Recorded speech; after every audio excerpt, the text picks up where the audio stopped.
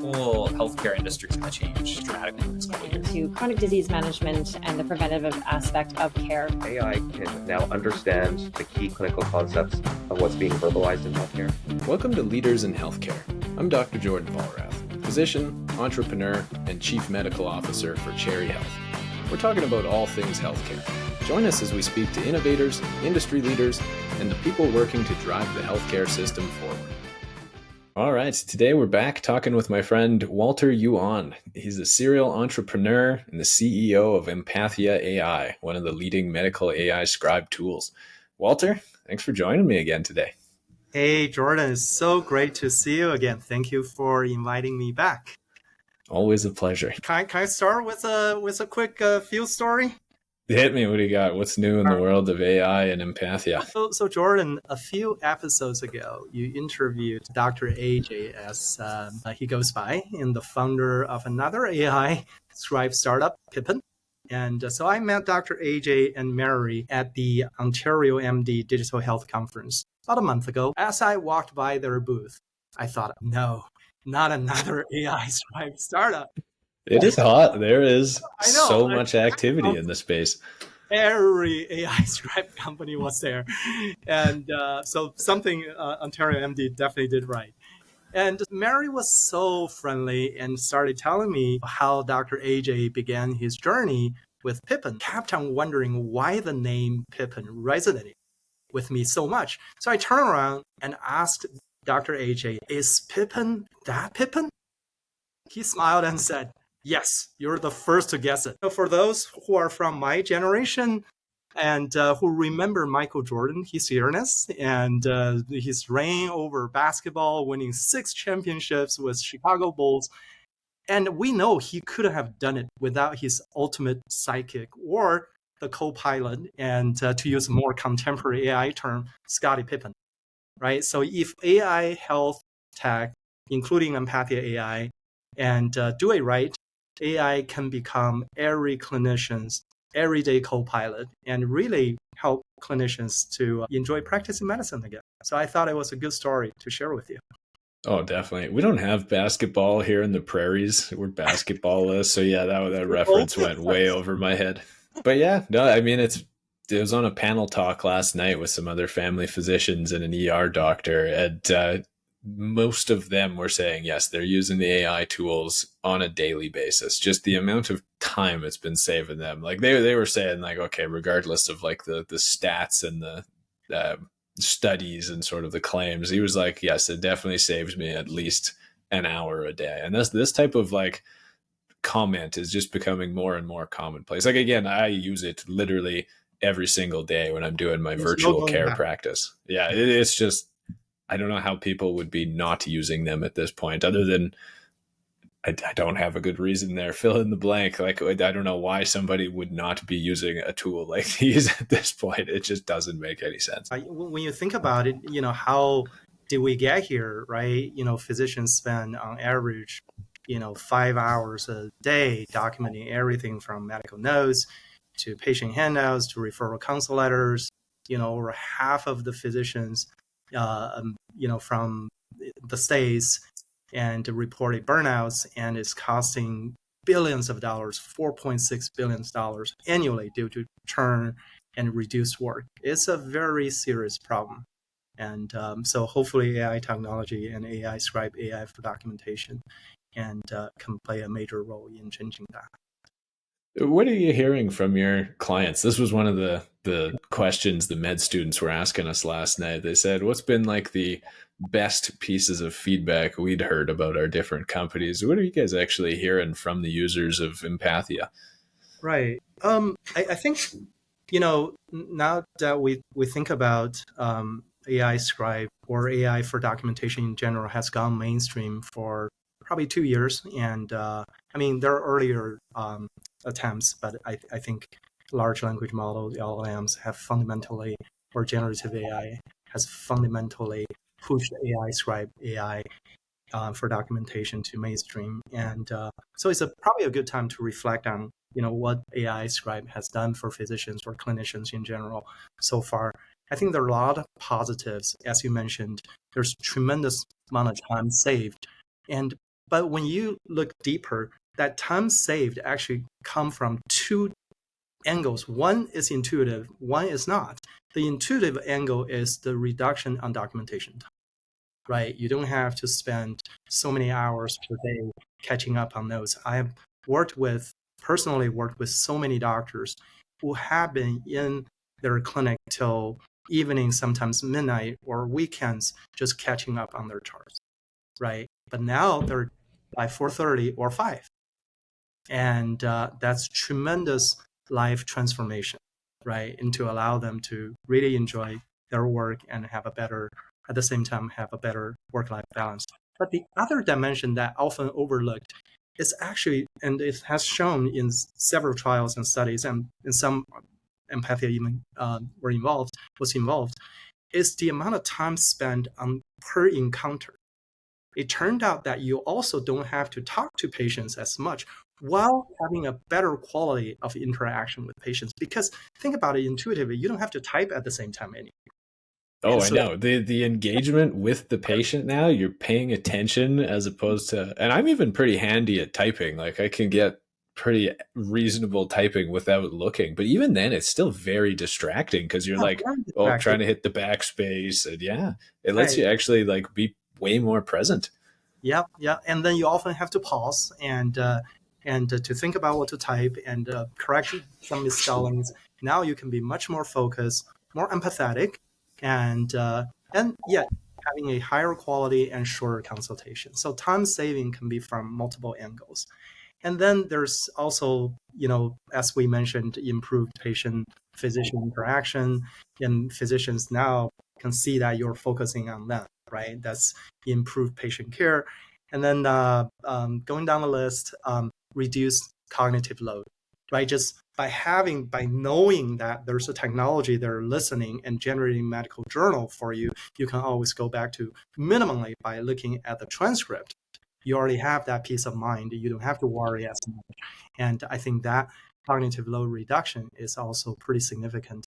And the surprising finding that, at least to me, is some physicians, we get asked a lot about integrating with EMR, EHR systems, but some physicians reported that they actually enjoy having the independence of reviewing, the AI-generated notes outside of an EMR system.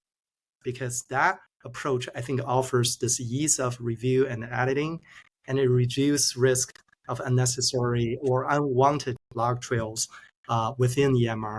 And finally, it gives them full control over their documentation. So I think these are all the positive things that early adopters of AI Scribe have reported or shared with us. Well, it's interesting, like just the kind of the logistics of the workflow of like what gets entered into the note. And I know I've like had a few times where like the med student has gone and started entering the note, and I'm like, okay, editing this later, like, whoa, I don't want that written that way as part of this like legal record for, I don't know if they just say something kind of like off color, or if it's something that like makes the diagnosis seem different, or like that the patient's in danger or something like that. And then the EMRs often just like auto save things right as they go too, which makes it kind of tricky. You're like, okay, if everything is just going straight in there, I don't actually have full control over how I want it to be looking, like exactly as I would phrase it for my documentation, for my like personal protection in terms of like medical legal risk. And so having it outside of the EMR initially, I think definitely is a perk.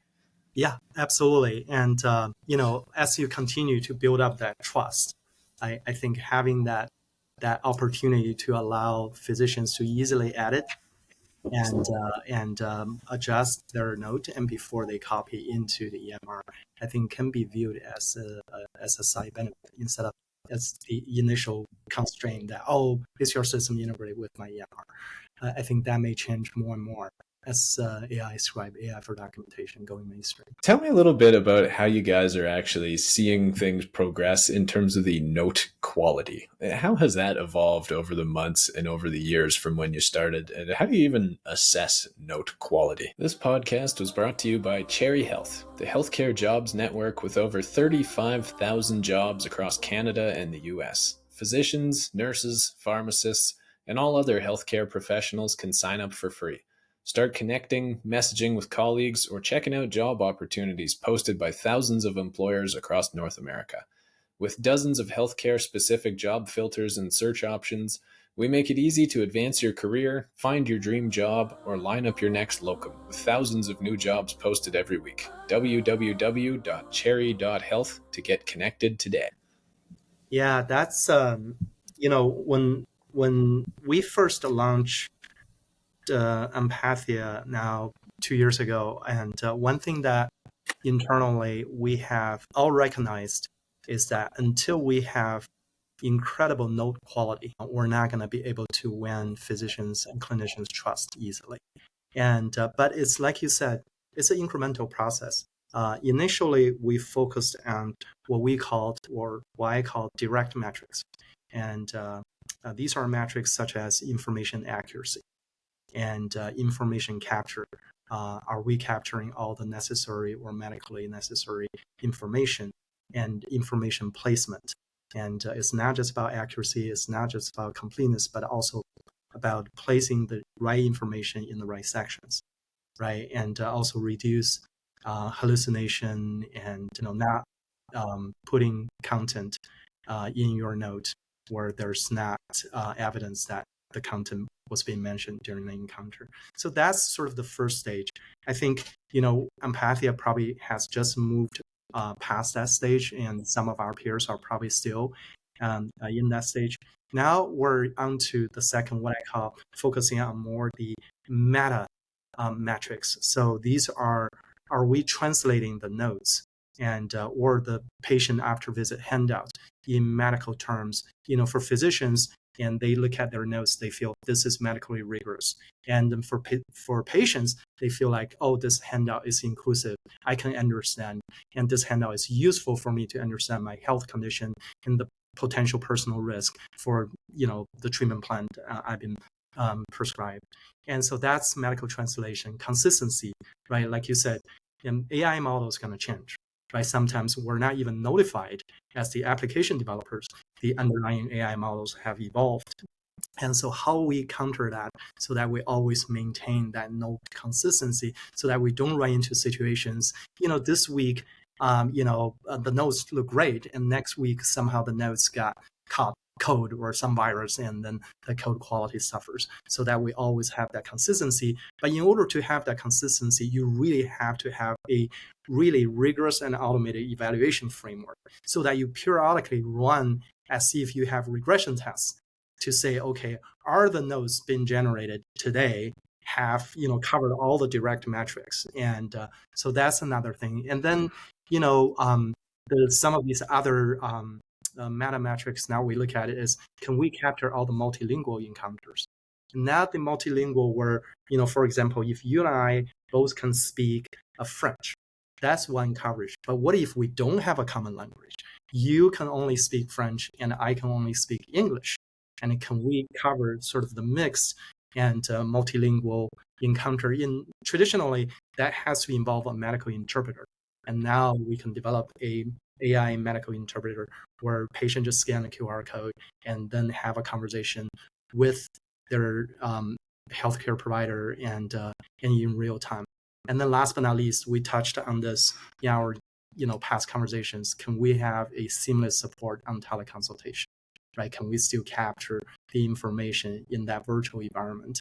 And so these are some of the meta metrics that we focus on. So in the end, I think having node quality is going to be a direct predictor on the amount of time we can save for physicians. Very cool. I mean, like for myself, it was even years ago when some of this technology was still in its infancy, the note quality was like well above my personal baseline. But I guess it depends on the individual doctor and how verbose they are and how well they did in poetry class back in the day. But yeah, like the quality of the notes when I'm using the AI tools is just drastically higher than when I'm plunking away at it on my own. It's interesting that now we're starting to move into like the application of the initial note quality now to like the patient handouts and into like actually being able to translate things into an encounter. It's really cool to see things going down like kind of that next generation of adding on to the baseline function. Yeah, absolutely. You have to expand. I mean, when you build a product, you want to have sort of an anchor feature. That anchor feature defines, the value proposition for probably the most salient pain point for your target customers. I think arguably in our case, AI scribe documentation is that pain point. But you can't just be complacent by staying at that pain point. You have to go upstream to say, okay, can we move up so that we can cover more the front desk chores from patient intake, from effects digest, from compiling an accurate patient past medical history, and both relevant for the particular specialist, and to the middle office where the anchor features are the AI scribe, the documentation, and the language interpreter, and then all the way to the downstream back office where we can do coding and billing. And coding and billing may not be as significant in Canada, but it's very important for our American physicians. Can we back up as well? Like, are you able to tell me more about the hallucination side of things? Because this is like the number one quoted downside to these types of tools. And personally, like while I've been using them, I don't think I've ever caught it hallucinating. Like with the template that I've been using, there's often like errors of omission and things that it's missing out. But like how often, for example, in Empathia, like how often does it try to hallucinate? How do you actually mitigate it doing so? And how often, like, what are the actual rates of some wild hallucination actually making it through to the end note then? Right. I think it all depends on how you want to use the underlying generative AI model. And if you want to turn the temperature up to give the model more freedom to help you, it sometimes can go overboard. You end up with hallucination. And then on the other extreme, you try to constrain the model to say, hey, only do what I exactly tell you to do. So for example, by supplying a template, and also build a system, say, hey, only include content that's specified in the template, and don't include anything else, even though that content may be medically relevant. Healthy balance is somewhere in the middle, where you have the template, you can direct how Empathia's AI model to generate your notes so that it contains your personal preferences, it contains a language that match your domain expertise, and it has the necessary checks, and then Empathia's model just fill in the blank.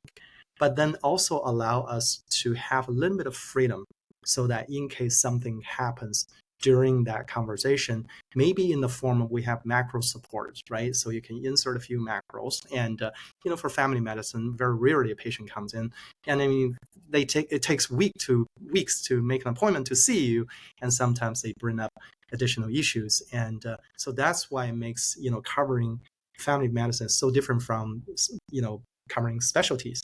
And oftentimes, you have to add additional information because a single template may not be able to cover a single encounter. And so I think where you have the right temperature so that you allow Empathia, for example, to help you, and then at the same time, so we minimize hallucination, that we don't include things that you didn't say or things that just outright irrelevant. I think it's a constant, it's a continual improvement. And I think, again, this is where having a solid ultimate evaluation framework is so important. It's so tough to do because it's different from traditional software development, where I can just write hundreds of test cases and say, hey, if your program spells out 0, it's correct. If it's 1, it's wrong.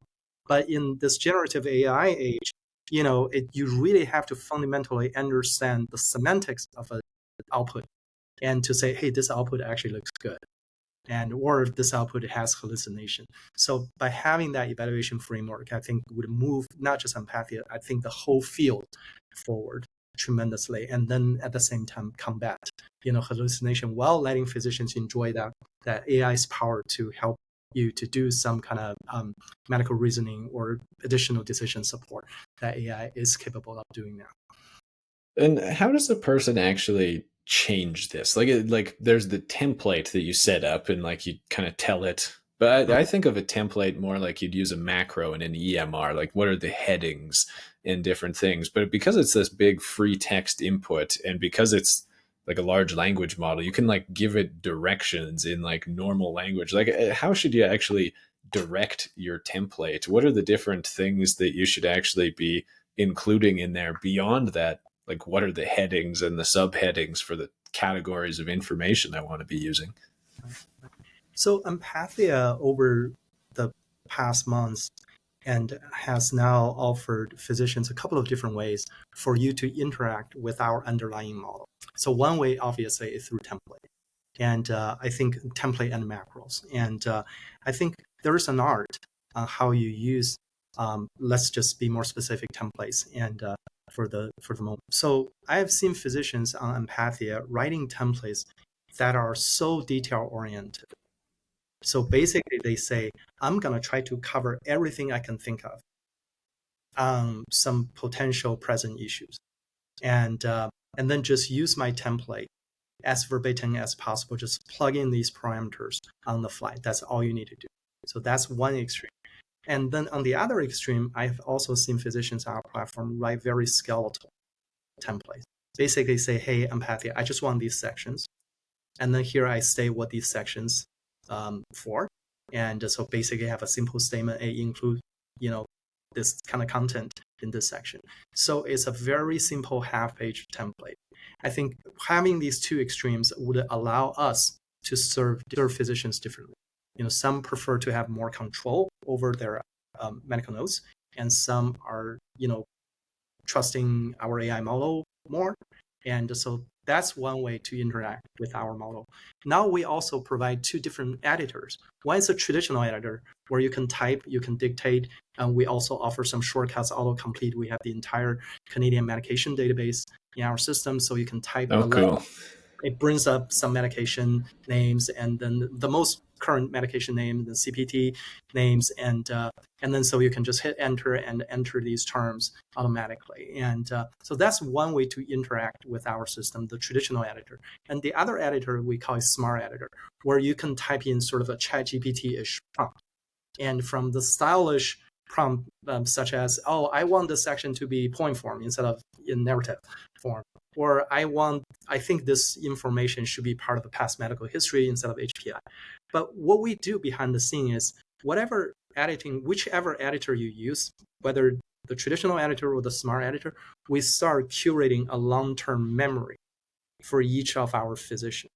And so that's where the customization going to come from, and from template and also from your long-term memory. So now when you have a new encounter, and we'll take inputs from several different angles. If you apply a template, we use your template as a direction. If you have long-term memory with us, so through your edits, through your smart edits, we'll apply that long-term memory with the working memory, which is the current encounter you have. And then by combining all these inputs, we generate hopefully the most cohesive and comprehensive note for you. How does that work then? That's an interesting, like the fact that it's kind of like tailoring things as you go based on my previous requests. Like, how would you recommend somebody use the tool, I guess? Like, should you just kind of like test it out with the default settings and see how it goes and start out with making those suggestion edits? Or do you say like, go back to like your template that you start out with, try and get it as close as you can, and then go from there? Because this is one of the things I was actually working on literally this morning. I was using Scribeberry. Forgive me, I apologize. It's got the voice over IP access, which you were saying. But it like trying to figure out for my consulting patients, like there's just like on the initial intake, these chunks of information that are always pretty much the same. It's like, how many meals do you have a day? How many snacks do you have a day? Like, do you skip meals? And so it's usually just like yes, no questions or like a multiple choice input. But then there's often like this kind of richer context that comes from like other details the patient puts in there. And I want to capture those, but I kind of want them like kept separately from those like categorical kind of standard inputs that I can go back and reference later. Like how do most physicians handle that versus kind of the more free form? Yeah, I think, it also depends on individual preferences. And I think precisely because, the difference, the sort of the patient encounter nature, the difference in patient encounter nature across, say, across family medicine to all the different specialties. And where in family medicine, you often encounter patients with multiple issues or with unexpected issues. And where, when a patient sees a specialist, often both sides understand precisely what the issue is. And so given that, I see a lot of family physicians are not really regular template users. And so they use our system, and we encourage them to take advantage of the editors to start constructing their long-term memories with us so that we can quickly customize and personalize the notes for them. And then for specialists, and they also, often within their circle, they share templates, and many of them are really template users and active template users. And for them, we would encourage them to start uploading. We have several different ways for you to start curating your own template library, and so you can quickly set up your template library and Empathia, and then use that to personalize, to improve your notes. And down the road, I really have this vision that if we do it right, at some point, no one needs templates, and you just need to conduct a really good encounter, because that's the root of all data. If you have a really good encounter, let's leave it to AI, to our technology, to our innovations, to quickly learn your personal preferences, to discover your practice setting, whether you're a clinic or hospital or ER, and what kind of specialty you're covering, family medicine to psychiatry to neurology. And once we learn all that, and then you make few edits, we pick up your style. Yep. And then generate your notes for you. So no one needs to spend hours, even on days, to develop these templates. And then once you switch EMR, all your templates are wasted. Or you have to repeat that process, recreate all these templates. So I think when you think about it, templates are for generating the notes. But in the end, if we have solid encounters, we should be able to, through technology, to personalize for you and at the same time generate quality notes. So the template itself becoming obsolete, right? I guess this is like the initial phase of all the different companies just figuring out how doctors want to work with the tool. And then it's going to be completely obsolete of even choosing a template. It's just going to do it right for you. Right. And a plea to, physicians who listen to this episode, be patient with Empathia or our AI peers. I mean, think about it. When we try to teach our own children, it's a process, right? You don't tell the child once and then to expect that child learns everything. I've just told them and be able to just do the work, right? It's a learning process. And internally, our goal, we have a metric. And if a physician added X number of notes, and we're going to be able to learn that physician's style and that physician's domain expertise and this physician's language. And so we hope to, next year, we hope to lower that benchmark, and so that we can learn a little faster. But be patient with AI companies, because it's you're training the model to write like you. So it's a learning process. It's not going to happen overnight. And I hadn't really thought of it that way, but you're so right. Like just how fast the technology is changing. Like I wouldn't expect the new nurse that I work with to have everything dialed in just how I like it after 1 week, or the new MOA. So it's fascinating just thinking about a piece of software from that regard of like it's learning. Give it a moment. Yes. One of sorry, what was I going to say? The clinical reasoning side of things. You mentioned that it's like if given some leeway and the freedom to actually start getting involved. What does that look like with Empathia? I have not actually been on the tool for a few months now. That sounds new. So I think it's really, when you think about the history of AI, right? When I use the word history, made it sound like it's been around for a long time. Dozens of months. Exactly. I think this whole powerful AI age really warped time for developers and potential adopters. I mean, it seems like a long time, but really it's only been a few years. And I think I can safely say that all AI scribe or documentation companies or startups, even include including some of the big players, Microsoft Nuance or Bridge. And we're at the stage where we just focus on capturing the information, right? Making sure we capture everything. We synthesize a medically compliant pre-charting note, and then we help reduce physician, documentation, administrative burden. So we focus on that part. But I think there's more beyond that, and which is what you just mentioned, medical reasoning. Because I have spent a lot of time, even though I'm not a practitioner, I have a strong biology background and I study bioinformatics. And so I can read the notes and try to understand what the notes are about.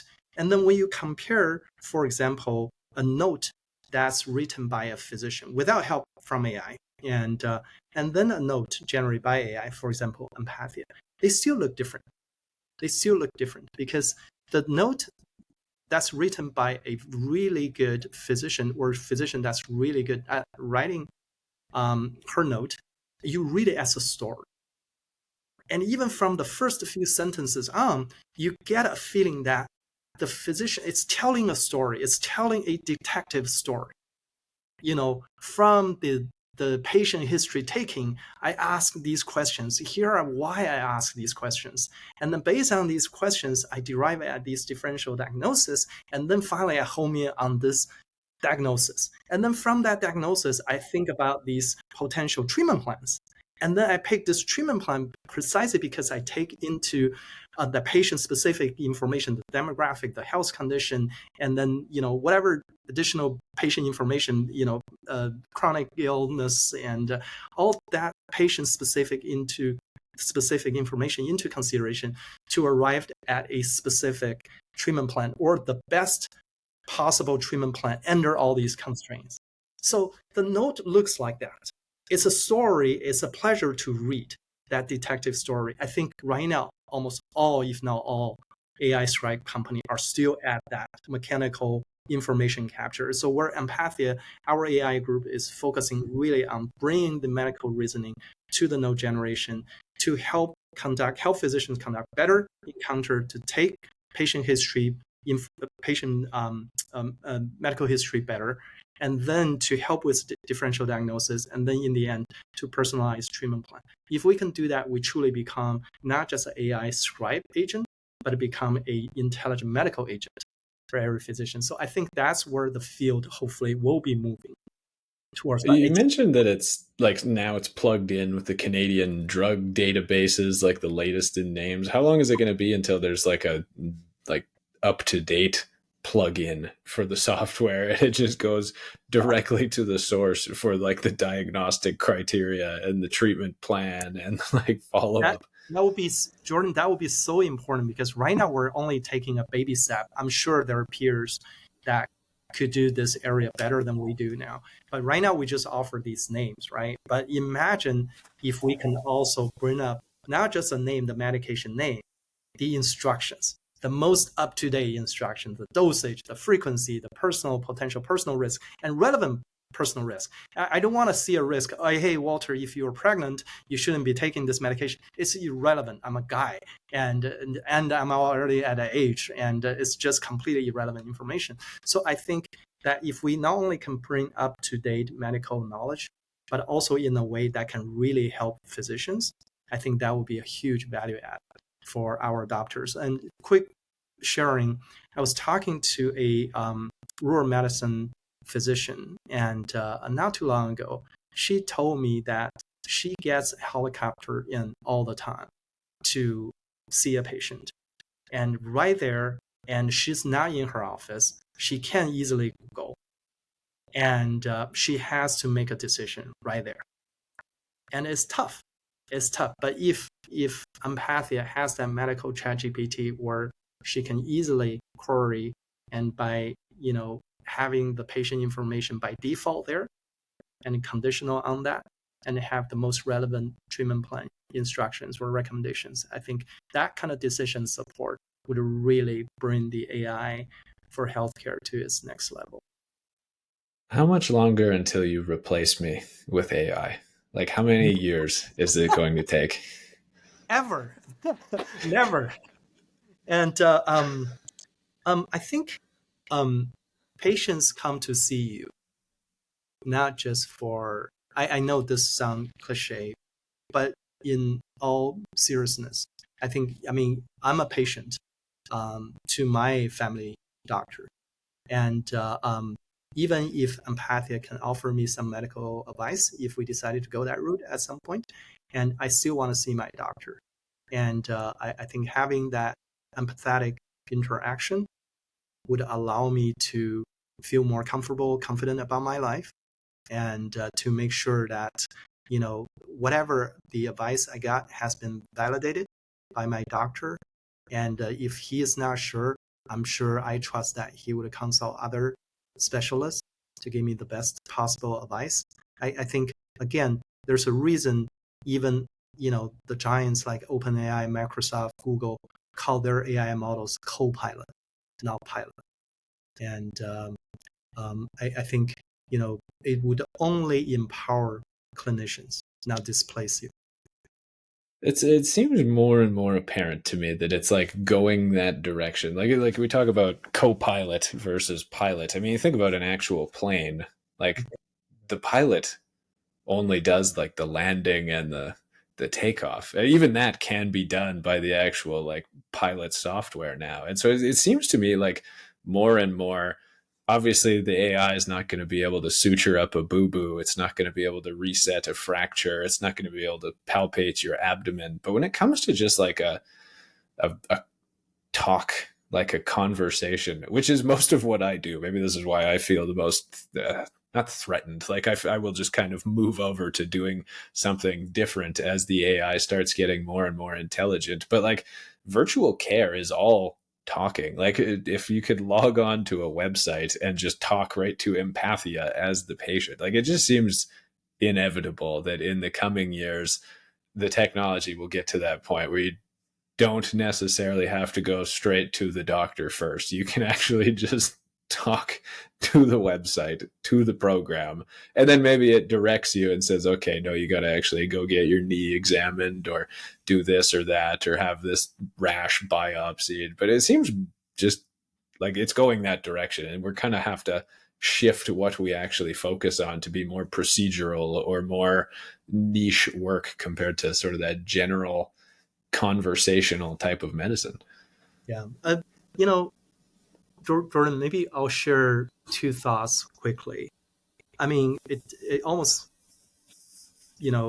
gets into a philosophical discussion, but I think there's something concrete can be said here. I'll share two thoughts really quickly. One is that when you think about the whole patient visit workflow, and as you mentioned, probably the most important, the reason you remember you're just talking to patients is the most important component is that encounter, is that consultation. I think if AI has done, or AI health tech collectively, Empathia included, do its work, we can significantly alleviate all the downstream documentation administrative work. But you didn't sign up for that in the first place. In any case, you sign up to see patients. That's why I became a doctor. I'm passionate about paperwork. I just love doing it. There we go, right? So you really are passionate in talking to your patients, understand their needs, and help provide care for them. And then that encounter, that conversation is so important. I don't think, even if AI can adopt your voice, I don't think I've had the same feeling, that same emotion, like what we're doing right here, right? A podcast, right? Imagine if I'm just talking to an avatar, I probably wouldn't be this engaged at all. Because I know deep down you may not even care. You may be playing golf somewhere, right? And so having you there and seeing that I'm getting your attention, I think it means a lot to your patients. And having that good encounter is the foundation of all the downstream documentations, right? So that AI cannot do yet. And then the second thought is, again, yet. I like how you add that qualifier on there. That second thought comes to yet. So you can say, AI scribe only has been around for a couple of years. Within the next few years, it's gonna, advance so much, it's gonna replace doctors. But how long has automated driving has been around? They have been around decades, and billions of dollars have been poured into it. but still they're nowhere near the state where you can just let a car just drive. Why? I give you a simple case. I borrowed this from one of my favorite podcasts on economic side, and so an example the two economists discuss, David Otter from MIT and Steve Levitt from University of Chicago, and the example David gave, I thought it was just so inspiring.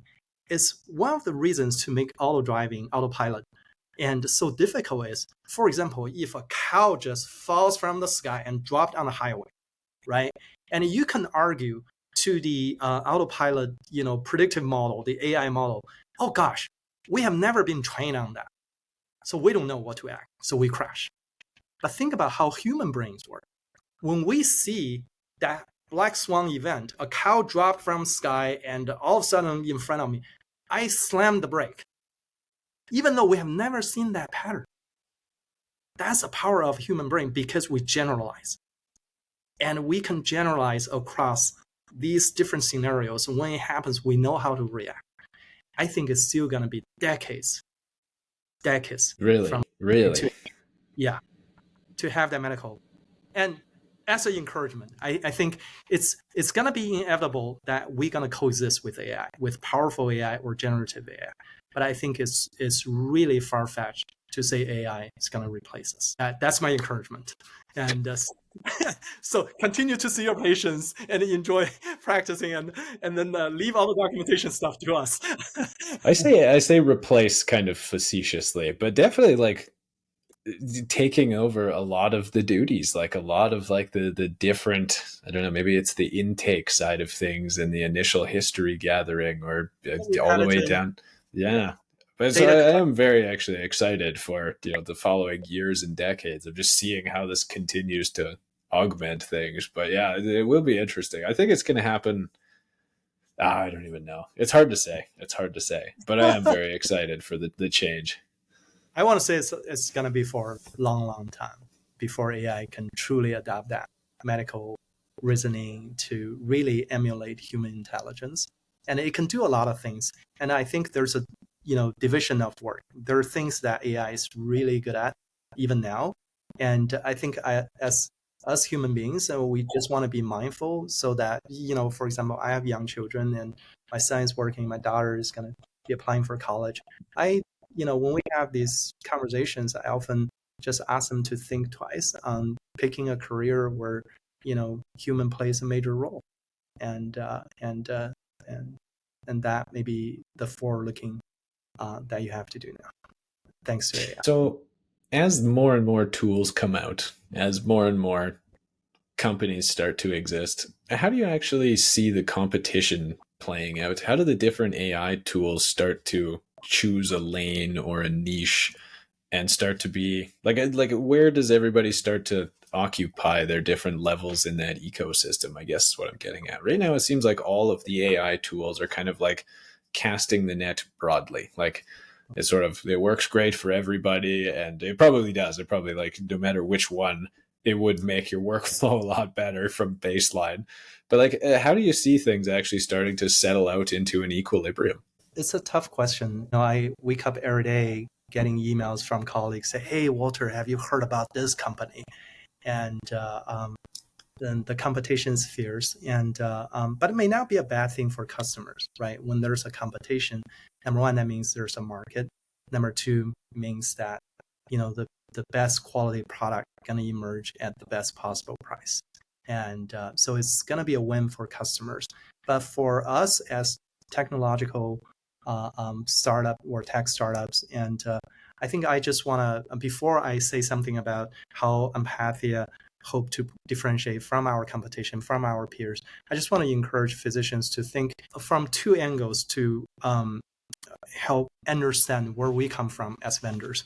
The first angle is that the development of AI-empowered or AI-powered technology is fundamentally different from traditional software development. And traditional software development, and it has the benefit of this well-known economic phenomenon called diminishing cost, right? Once you invest the initial capital to develop the software and the marginal cost of maintaining or selling the software is approaching zero.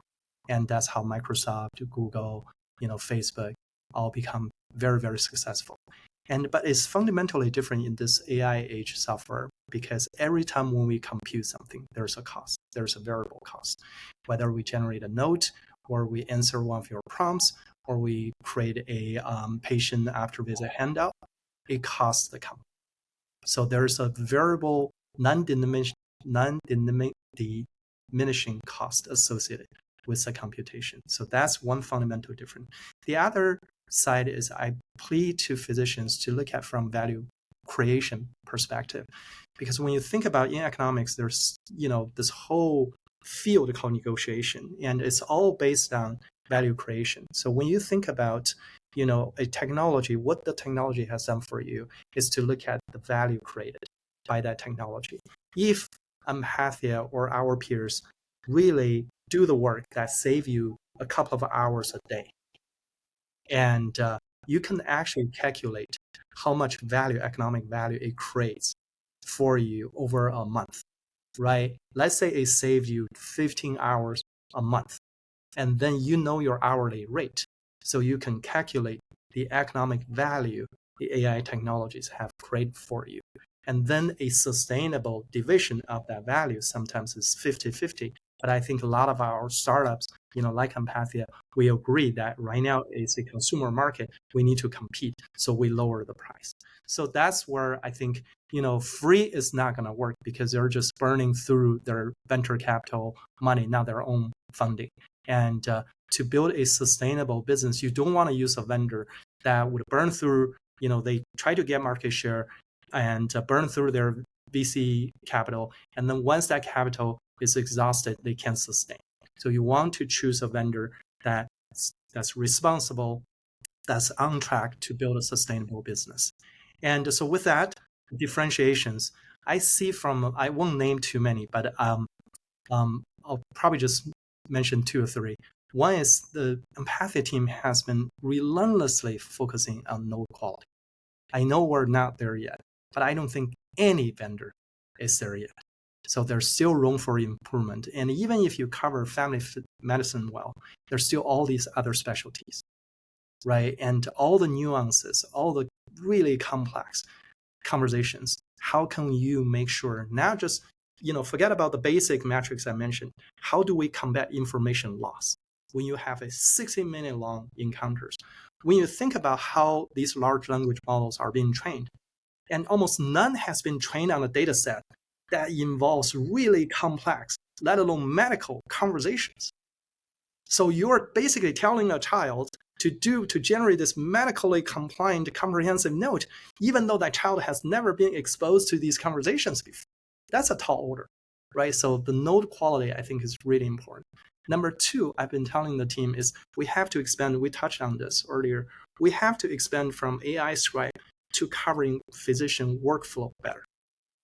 You all have your own preferences. So I've run into physicians who insist on finishing their chart right after patient visit, right? For good reason, because there's this phenomenon in cognitive psychology called retroactive interference.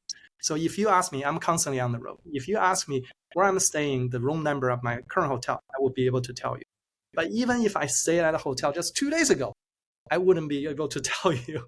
What you have for lunch yesterday? Right, exactly, right? So once that patient walks out the door, the next patient walks in, our memory plays that trick on us. We started focusing on that current patient, we forget about the last patient. So a lot of the physicians want to wrap up at least the key points of the previous patient right away. So how do we cover these different workflows, and based on personal preferences and different settings, practice settings, clinic, hospital, and ER, right? And then finally specialties. So I think this is a second area where Empathia has been really investing in creating this AI native solution where we can just allow physicians to put together any kind of workflow, right? If we do it well, if we support team-based consultation, we support different, sources of information by combining them together. If we have these building blocks and let physicians create their own workflow use cases. And so that's number 2. Number 3, I think is really important. I think we touched on this last time, self-learning.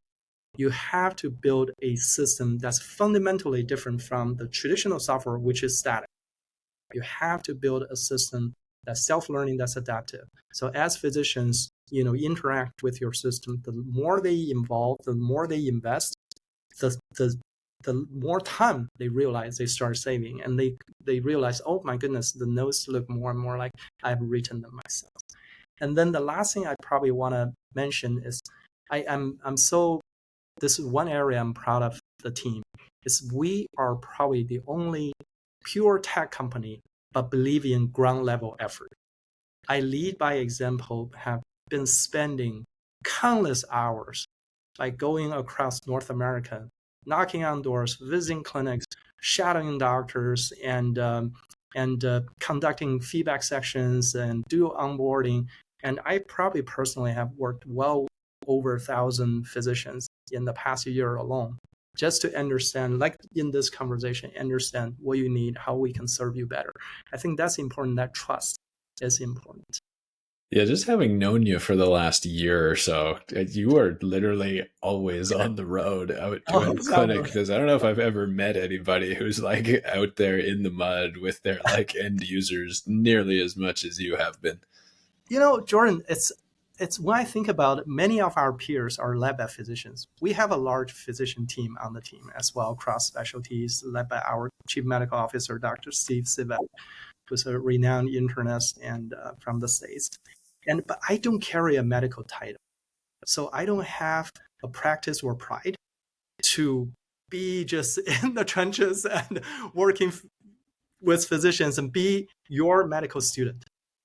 And in fact, if anything, I feel tremendously rewarding when I'm allowed to be in an exam room. And so just last week, and I was in West Van and helping an elderly physician onboard Empathia.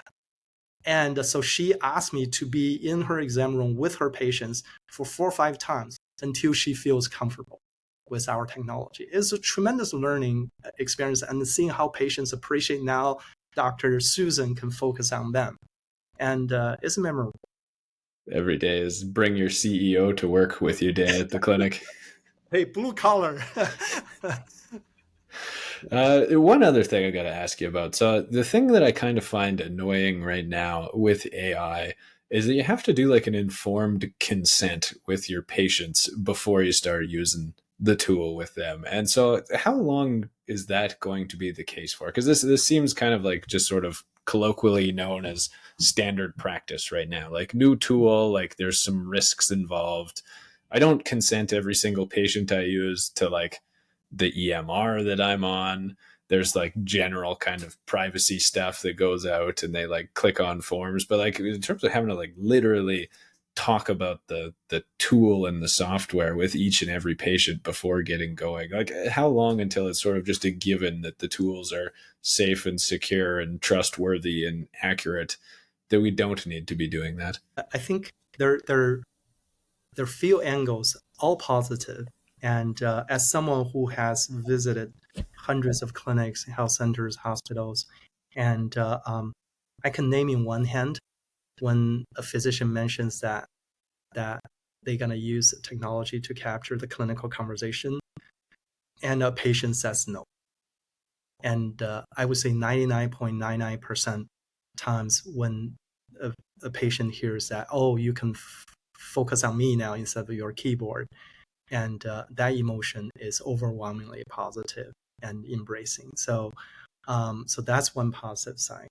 And then the second is, there are recent trials, as I mentioned, even including the one that's finished by Doctors BC. And when asked physicians to pick priorities in terms of their AI adoption or concerns, and consent, privacy rank absolutely at the bottom. And right now, burnout is such epidemic and such a threat to their practice. I think having the right technology to, free them from that endless documentation administrative task, I think is something that physicians would prioritize over all the regulation and regulatory compliance requirements. And then from the top, even the health ministry of BC recently updated their AI adoption guidelines. I think it's overwhelmingly encouraging. And I think sooner or later, we had this discussion in our past conversations. And I think it's not going to be long that we're going to have sweeping guidelines so that you don't have to go through that consent step every single encounter. But I know a lot of the clinics, basically, they insert that in the new patient check-in packet. Mm-hmm. And so once a patient signs, and then all the follow-up visits, you don't have to mention it. So at least that, I think from a clinic all the way to health systems, I think the streamline is coming. Yeah, I would echo what you're saying in terms of your experience. The vast majority of patients are like, yep, definitely no problem. And then I don't know, for me, it's maybe like 1 in 15 or 1 in 20, the patient doesn't consent to it. And I'm like, damn it, let's do this the old fashioned way. And then it's just like, I see where they're coming from in terms of like, being a little bit wary around the privacy side of things and the security side of things. But on the other hand, I'm like, it's definitely going to kind of change the quality of the documentation. It just suddenly like feels a lot more that like kind of disengaged, like they're telling me about something very deeply personal in like a psychotherapy session, and they're just like the keyboards clicking along and it definitely is not ideal in my perspective. You brought up such a good point. I shadow doctors who also not use any technology, and no, they're not using AI, and they're typing. And I remember the awkward moments where the patient is sharing something really personal, deep, and really crave for that empathy. But then I look across the room, the doctor is just busy typing, and then with that sound. And I think this is where AI can really. I hope things continue to go well. I hope to continue to see more of Empathia. I promised I'll go check it out again now that you guys have the voiceover IP support. I'll give her a whirl here and see how it goes and how it compares with the one I've been using. But I really appreciate you taking the time to chat again this afternoon, Walter. Thank you so much. It's been a pleasure seeing you. Absolutely, Jordan. It's always good to see you again. And again, if anybody's wanting to get hooked up, where can they find Empathia? What's the website? It's empathia.ai, and it takes less than a minute to sign up. We have a no string attached free trial. Try it. I always believe, let the product and value speak for itself. Awesome. Okay, thank you so much. Have a good one. Thank you for joining us this week on Leaders in Healthcare. If you enjoyed this episode, please like, subscribe, or leave a comment. And if you found this episode helpful, don't forget to share it with your network.